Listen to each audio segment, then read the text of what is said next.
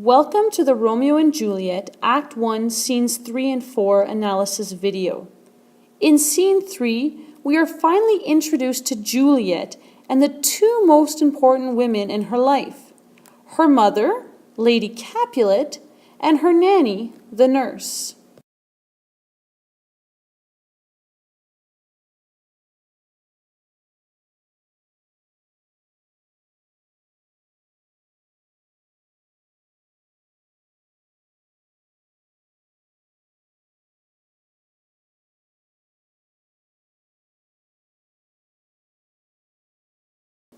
If you look carefully at the nurse, can you find evidence that supports the fact that she's very close to Juliet, even more so than her mother?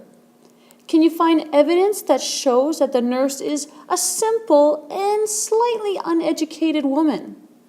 Can you find evidence that she talks too much and tends to ramble and get easily distracted or off topic in some of her speeches or her conversations with the other women in the room? Now I would invite you to look more carefully at Lady Capulet. Can you find evidence that she values her public image or her public appearance? Can you find evidence that supports her desire, her belief that Juliet should marry really soon?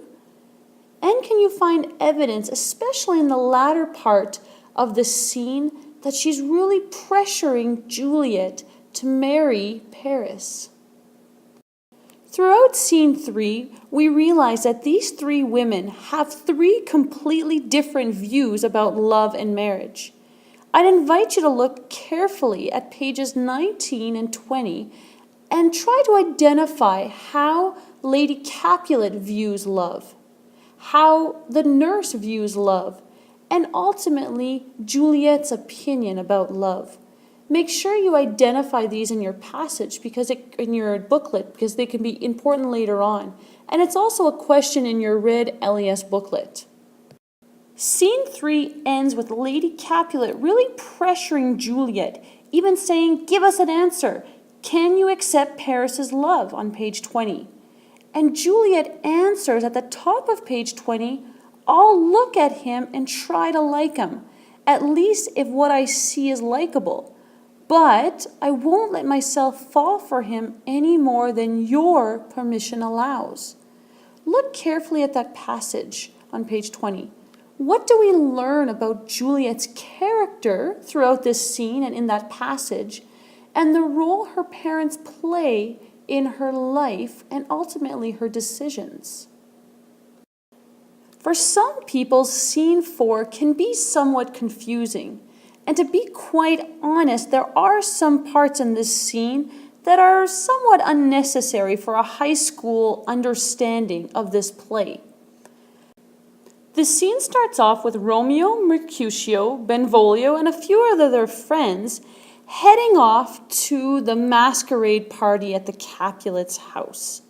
If you turn to page 21, we quickly get a sense that Romeo's not really up for a party, and that his friends are doing everything in their power to try to convince him that it's going to be a good time. I would like you to look closely on pages 21 and 22 and highlight Romeo's mood about going to this party and some of his insecurities. We definitely have a powerful moment at the end of Scene 4 where Shakespeare gives us a little bit of foreshadowing shared through Romeo's statements regarding fate and his feelings that the night's events, the things that are about to happen that evening, will lead to an untimely death. Again, look carefully at this feeling that Romeo's having on page 25 and refer back to the prologue. Why is this considered foreshadowing? In Scene 4, we are also introduced to Mercutio, who is Romeo's close friend and in many ways resembles Tybalt in the sense that he's both impulsive and a bit of a hothead. He really enjoys to talk and often goes off on tangents. In this particular scene, he tells the story of Queen Mab, In all honesty, the story of Queen Mab is not really important in high school. What you need to understand is this story is complete nonsense.